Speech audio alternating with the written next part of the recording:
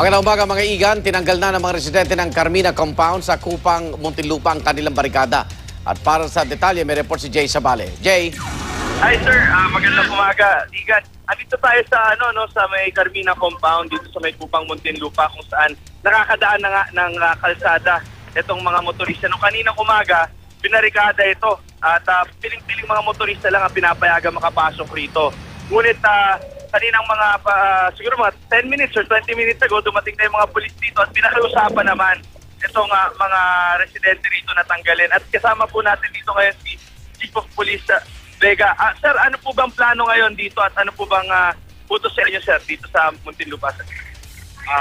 Ang nakaschedule ngayon ay yung bayaran sa mga nag-self-dismantle na kanilang mga shanties.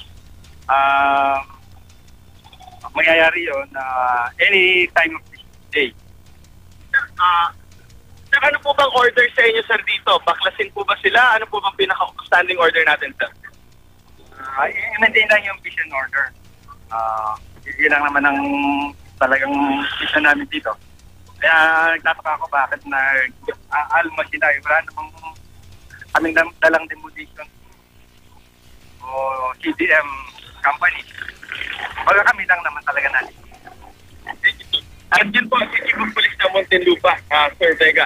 So, according naman dun sa mga leaders ng grupo dito, kaya naman daw sila nagbarikada ay para mapansin ho yung kanilang hinihingi nga daw dito. Dahil ang hinihingi lang naman daw nila, sapat na kabayaran at relokasyon. At pag ibinigay naman daw sa kanila ito, ay peacefully naman ay aalis naman daw po sila rito.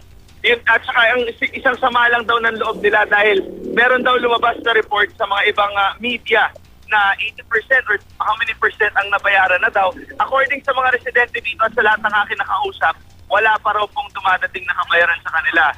Maaari daw may nagkaroon ng bayaran, hindi nila alam kung kanino napunta, pero yung mga residenteng naririto ay wala pa raw natatanggap. Igan?